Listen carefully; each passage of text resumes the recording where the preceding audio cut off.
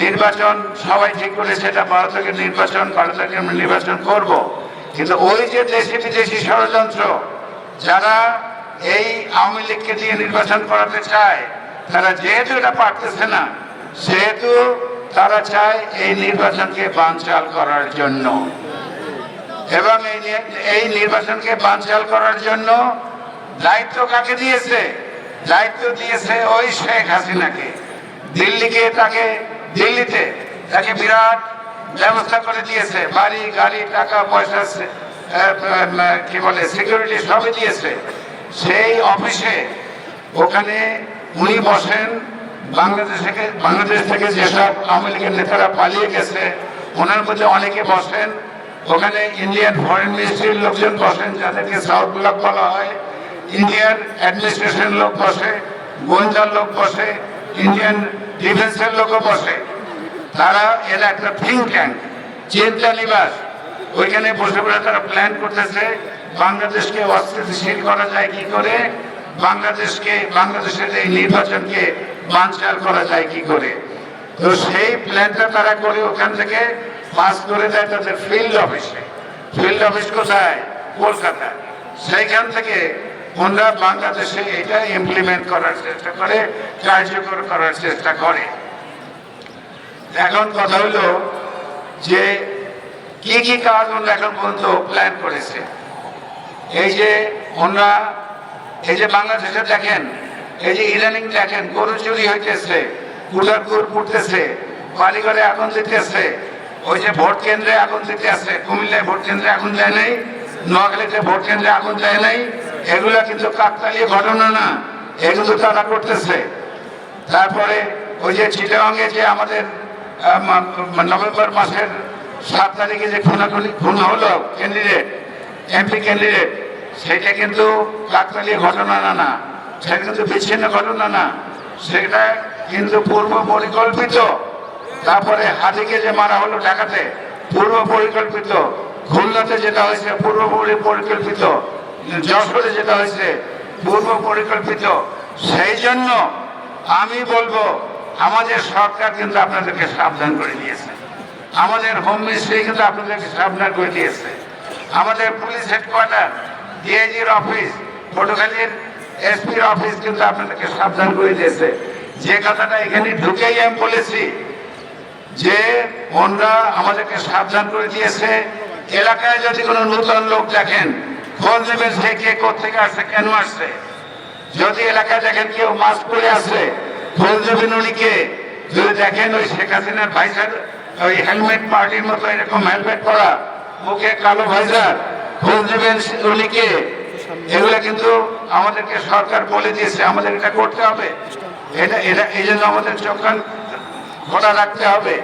তারপর আরো বলেছে যে আপনাদের যাদের দ্বারা ভবিষ্যতে নির্বাচনের সময় আইন শৃঙ্খলার অবনতি হইতে পারে, আইন শৃঙ্খলার অবনতি হয়েছে সেরকম না, হইতে পারে, যাদের দ্বারা আইন শৃঙ্খলার অবনতি হইতে পারে তাদেরকে পুলিশ কিন্তু সুমোটো অ্যারেস্ট করে নিয়ে যাবে।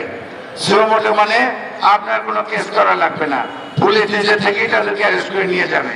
কিন্তু তার চেয়ে একটা মজার কথা শুনলে আপনারা সবাই খুশি হবেন, আপনার হৃদয় ঠান্ডা হয়ে যাবে। সেটা হলো এই সব লোককে যে অ্যারেস্ট করে নিয়ে যাচ্ছে থানায়, তাদের ছাড়ানোর জন্য যারা তদবির করবে তাদের অ্যারেস্ট করবে। জেতার আগে জিতে যাওয়া কিন্তু খারাপ লক্ষণ, তাতে কিন্তু পচা শামুকে পা কাটবে, সাবধান হতে হবে। তারেক রহমান সাহেব কিন্তু পরিষ্কার বলে দিচ্ছে আগামী নির্বাচন আপনারা যত সহজ মনে করেন অত সহজ কিন্তু হবে না, এই কারণগুলোর জন্যই। তো যাই হোক, সময় তো হয়ে গেছে, একটু পরে আজান পড়বে। আমি উন্নয়নের কথা বলতে চেয়েছিলাম। উন্নয়ন বাংলাদেশে যা হয়েছে শহীদ প্রেসিডেন্ট জিয়াউর রহমানের সময় হয়েছে, উন্নয়ন বাংলাদেশ যা হয়েছে খালেদা জিয়ার সময় হয়েছে। খালেদা জিয়ার সময় এই যে আমরা যে 2091 যে নির্বাচন করলাম, সেইখানে আমরা এই যে ভোট কেন্দ্রে গিয়েছি, হয় হাইটে গেছি, না হয় নৌকায় গেছি, না হয় স্পিড বোটে গেছি, তাই না? কিন্তু তারপরে যে নির্বাচন আমরা করেছি প্রত্যেকটা কেন্দ্রে কিন্তু আমরা গাড়িতে গেছি, এই উন্নয়ন কে করেছে? খালেদা জিয়া করেছে। ইনশাআল্লাহ তারেক রহমানও সেরকম উন্নয়ন করবে। আর যদি আমি তো খালেদা জিয়ার পক্ষ হয়েই করেছি, আগামীতেও তারেক রহমানের পক্ষ হয়ে ইনশাআল্লাহ উন্নয়ন করব। উন্নয়নের ব্যাপারে আপনারা দুশ্চিন্তা করবেন না। উন্নয়নের মাত্র দুইটা চাবিকাঠি, সিম্পল, আমি সোজা কথা বলে দিই। প্রথমত, উন্নয়নের জন্য বাজেট কোথা থেকে আসে আপনাকে সেটা জানতে হবে। সেই বাজেটে আপনাকে দাওয়াত না পেলে থাকতে হবে এবং সেখানে কথা বলতে হবে, তর্ক করতে হবে, দরকার টেবিল চাপড়ে বলতে হবে আমার টাকা চাই। এই হলো একটা। আর 2 নম্বরের টাকা যখন পাবেন, ওই যে আপনি ধরেন 10 লাখ টাকা পাইলেন আর পকেট খরচ হইতে নেতাদের পকেটে যাইতে যাইতে এখানে এসে 200 টাকা পৌঁছলো, এটা কোনো উন্নয়ন হইলো? খালেদা জিয়ার সময় টাকায় বরকত ছিল, টাকাগুলো কোনো নেতা পকেটে নিতে পারে নাই। তা আমাদের তাই এনশিওর করতে হবে আগামীতেও উন্নয়নের টাকা প্রত্যেকটা পাই হিসাব নেব, যেন টাকা নষ্ট হইতে না পারে, এই মানে নেতাদের পকেটে যেতে না পারে, কন্ট্রাক্টরদের পকেটে যেতে না পারে, ইঞ্জিনিয়ারদের পকেটে যেতে না পারে। তো ইনশাআল্লাহ উন্নয়নের ব্যাপারে আমি বেশি কথা বললাম না, বলার দরকার নেই। উন্নয়ন আমরা করেছি, আপনারা সবাই সাক্ষী। এরপরে যখন বিএনপি ক্ষমতা আসবে, উন্নয়ন ইনশাআল্লাহ আবার হবে। এই যে রাস্তাঘাট দেখেন, এই রাস্তাঘাট তো আপনাদের আমলে করেছিলেন। গত 15 বছরে এই রাস্তাঘাটের একটা চাকা পড়ছে? সব সিমেন্ট উঠে গেছে না? সব খোয়া বেরিয়ে গেছে না? যেখানে খোয়া রাস্তা ছিল সেখানে ইট বেরিয়ে গেছে না? যেখানে ইটের রাস্তা ছিল ইট উঠে মাটি বেরিয়ে গেছে না? তো এই কাজগুলো তো আমাদেরই করতে হবে। এবং ইনশাআল্লাহ আমি বলে দিচ্ছি যে সব নেতৃবৃন্দকে আপনারা সেন্টারে পাঠাবেন, এর মধ্যে কোনো মানে খাত থাকবে না, এর মধ্যে কেউ চুরি করার চেষ্টা করবে না। আর আমার এক ভাই ওখান থেকে একটা মেসেজ পাঠিয়েছিল, ওই মহিষকারে একটা ব্রিজ, ওটা আপনারাই করেছিলেন, সেই ব্রিজটা ভেঙে গেছে। কিভাবে ভেঙেছে এগুলো আমি বলবো না, সেই ব্রিজটা ভেঙে গেছে। এখন অনেক দিন এই ব্রিজটা করার কথা বলা হয়েছে।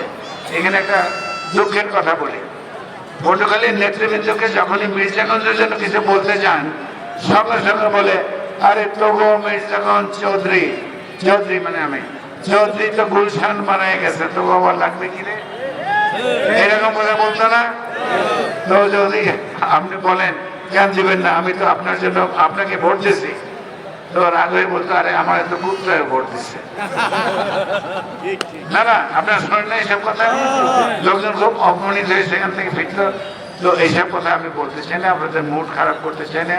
আপনারা মিটিংয়ে আসছেন, মিটিংয়ের কথা শুনেন, আমাদের কথা শুনে, উন্নয়নের কথা শুনে ইনশাআল্লাহ সুস্থ সুন্দর নিরপেক্ষ নির্বাচন হবে। বিএনপি জিতবে ইনশাআল্লাহ, বিএনপি ক্যাবিনেট ফর্ম করবে ইনশাআল্লাহ। টাকা পয়সার কোনো অসুবিধা হবে না, বাজেটের অসুবিধা হবে না, লেখাপড়ার অসুবিধা হবে না, আইন শৃঙ্খলার অসুবিধা হবে না ইনশাআল্লাহ। আপনারা ম্যাডাম খালেদা জিয়ার আমলে যেরকম শান্তিতে ছিলেন সেই রকম শান্তিতে থাকবেন। আপনাদেরকে আমি আরেকবার আমার তরফ থেকে ম্যাডাম জনাব তারেক রহমানের পক্ষ থেকে তথা ধানের শীষের পক্ষ থেকে আন্তরিক ধন্যবাদ দিয়ে আমার বক্তব্য শেষ করছি। ইলেকশনের ব্যাপারে তো বলা হয়েছে, আপনাদের নেতারা বলেছে, আজকে পটুয়াখালীতে নেতারা আসলে ট্রেনিং দিয়ে গেছে। ইলেকশনের ব্যাপারে আমি আগেও বলেছি, নেতারাও বলেছে, আমি আবার একটু মনে করিয়ে দিই আপনাদের, ইলেকশনের সময় সব ঠিক থাকবে, বাইরে কোনো মারামারি হবে না। ওই যে আওয়ামী লীগ রাজধানিয়া রাস্তায় দাঁড়াই থাকতে ভোট কেন্দ্রে যেতে দেবে না, ওইটা কিন্তু এখন আর হবে না। এখন রাজধানিয়া দাঁড়ানোর লোক নাই। ওই যে খালের শাখা ফালাই দিত, ওই চারের গাছ ফালাই দিত, ওইটা কিন্তু কেউ করবে না। এই ধরনের কাজ কেউ করবে না, কিন্তু গোপনে সূক্ষ্ম কারচুপিটা হবে ইলেকশনের মধ্যে। সেটা কিভাবে? ভোরবেলা তারা কিন্তু গিয়ে, যারা এটা করতে চায় তারা কিন্তু ভোরবেলা ফজরের নামাজ পড়ে গিয়ে এই লাইন দেবে। আপনি যখন ঘুম থেকে উঠবেন, আড়াগোড়া ভাঙবেন, একটু দাঁত টাত মাজবেন, পান্তা ভাত খাবেন, গরুর দুধ দোয়াবেন, গরুকে মাঠে নিয়ে বাঁধবেন, তারপরে এক খিলি পান মুখে দেবেন, তারপরে বিড়ি বা সিগারেটটা সুখ টান দিতে দিতে যখন আপনি ওই ভোট সেন্টারে যাবেন, গিয়ে দেখবেন আপনার জন্য কোনো জায়গা নাই, আপনার 1 মাইল দূরে ওই লাইনে দাঁড়াতে হবে। তো 1 মাইল দূরে লাইনে দাঁড়ানোর পর কি হবে, দেখেন যে টাইম পার হয়ে যাচ্ছে, আপনি আর ইলেকশন মানে ভোট দিতে পারছেন না। আপনার পিপাসা লাগবে, আপনার ক্ষুধা লাগবে, নাম পড়বে মাথার থেকে, বা বাড়ি থেকে ওই লোকজন টেলিফোন করবে, আরে তুমি ফিরে না আসলে তো আমরা গিয়ে ভোট দিতে পারছি না। তখন আপনি বলে দূর স্থায়ী দেবো না ভোট, আপনি চলে গেলেন। এটা কিন্তু হবে, খেয়াল রেখেন। আর ওই যে বলছি যে বাড়ি থেকে কল আসবে যে তুমি না আসলে তো আমরা যাই দেবে না, কথাটা হইলো আপনাদের ভোরেই তো আপনাদের ইলেকশন মানে ভোট দিতে যেতে হবে। আমাদের ভলান্টিয়াররা, আমাদের সেন্ট্রাল কমিটির লোকজন, তারা গাড়ি ঘোড়া নিয়ে বিশেষ করে বোনদেরকে, মা বোনদেরকে নিয়ে যাবে, আর বয়স্ক বৃদ্ধ যারা তাদেরকে নিয়ে যাবে। কিন্তু আমার কথা হলো বাড়ি খালি রাখবেন না, একদম খালি রেখে তালা দিয়ে যাবেন না, বাড়িতে কিন্তু চুরি হবে।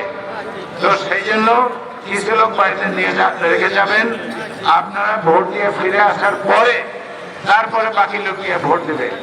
আচ্ছা, এগুলো একটা। আর ওই যে কারচুপির কথা বললাম, জাল ভোট দেওয়ার কথা, আমরা শুনেছি কোন কোন রাজনৈতিক দল নাকি 4 কোটি মাস্ক, এই যে মুখে পরে মাস্ক, 4 কোটি মাস্কের অর্ডার দিচ্ছে, 2 কোটি বোরখার অর্ডার দিচ্ছে। এগুলো কিন্তু ফ্রি দেবে না, বুঝে রেখো। 2 কোটি বোরখার অর্ডার দিচ্ছে, এগুলা তাদের মহিলাদের মধ্যে বিতরণ করবে যাতে তারা জাল ভোট দিতে পারে। তো বোন, তোমাদেরকে এই ব্যাপারে তো আমাদের কিছু বলার নেই। আমি তো একটা পুরুষ লোক, আমি তো একটা মহিলাকে বোরখার ব্যাপারে কিছু বলতে পারবো না। আমি তার মাস্কের ব্যাপারে বলতে পারবো না যে নেকাব, এটার নাম হলো নেকাব, নেকাব হলো, বলতে পারবো? পারবো না। এইটা কিন্তু তোমাদের দায়িত্ব। তোমরা যারা ডিউটি করবা, ওই মাস্ক পরে বোরখা পরে, এই যে বোরখালীরা মাস্ক ওয়ালীরা এসে ঢুকবে, তোমরা মাস্ক খুলে দেখবা কে, সে যেন দ্বিতীয়বার জাল ভোট দিতে আসতে না পারে। আচ্ছা, এই যে জিনিসগুলো, এগুলোকে বলা হয় সূক্ষ্ম কারচুপি। আর তারা টাকা টাকা দিয়ে ভোট কিনবে। এই ইলেকশনের ঠিক 2-1 দিন আগে তারা কিন্তু ওই বিকাশে টাকা পাঠাবে। তো সেটাও সরকার ব্যবস্থা করতেছে। এই ইলেকশনের 2 দিন 24 ঘন্টা বা 48 ঘন্টা আগে কোনো বিকাশ সিস্টেম থাকবে, তা বন্ধ হয়ে যাবে। সব বিকাশ সিস্টেম বন্ধ হয়ে যাবে। কোনো ভোট কেনার জন্য বিকাশে টাকা পাঠানো যাবে না। একটা ভালো কাজ করছে না সরকার? আলহামদুলিল্লাহ। এখন এই ভাইরা, আমরাও যাবো, আমরাও নামাজ পড়বো, আজান কিন্তু পড়ে নাই এখনো। আচ্ছা, তো এখন এই যে ওনারা সাংবাদিকরা, ওনারা যে অ্যাসেস করেছে যে ছোট ছোট পার্টি 5-7% কাস্টিং ভোট পাবে, তার চেয়ে গুরুত্বপূর্ণ, এইখানে যদি একটা বোমা বাস্ট হয়, তাহলে আপনার এখানে সব নেতারাই তো চলে গেল। কি বলেন? এখানে যদি গ্রেনেড মারে, সবই তো চলে গেল। সেই জন্য তারা বলে দিয়েছে, স্টেজে যারা চেয়ারে বলবে তারা ছাড়া একটা লোকও উঠতে পারবে না। আছে কেউ? আছে কেউ পিছনে? ভালো করে দেখেন যে ঢাকে আমরা এখন থানায় পাঠাই দিই। আসলে এটা যে করে দিয়েছেন, দেখেন সুন্দর দেখে না, ডিসিপ্লিন দেখে না। স্টেজে আমরা সবসময় দেখি যে 10 জন যদি চেয়ারে বসে 200 লোক পিছনে দাঁড়ায় থাকে। ওইখানে যদি দেখি একজনের বক্তৃতা তার চারপাশে 12-13 জন দাঁড়ায় থাকে। ওই যে বক্তৃতা দেয় তারই খুঁজে পাওয়া যায় না যে কে কথা বলতেছে। তো এগুলো কিন্তু আমাদের শিখতে হবে, এই জিনিসগুলো আমাদের শিখতে হবে। এই 12 তারিখ তো নির্বাচন হবে, তারপরে তো আমরা আল্লাহর রহমতে বেঁচে থাকবো। আমরা তো এখানে এই অঞ্চলেই বেঁচে থাকবো, এখানেই রাজনীতি করবো, এখানে আমরা মিটিং করবো। আমি আপনাদেরকে অনুরোধ করবো, যে কথাগুলো আমরা বলেছি আজকে, যেভাবে করেছি, আপনারা সবাই মনে রাখবেন। আগামী মিটিংয়ে এই কথাগুলো যেন বলা না লাগে। বুঝতে পারছেন ভাইয়েরা আমার?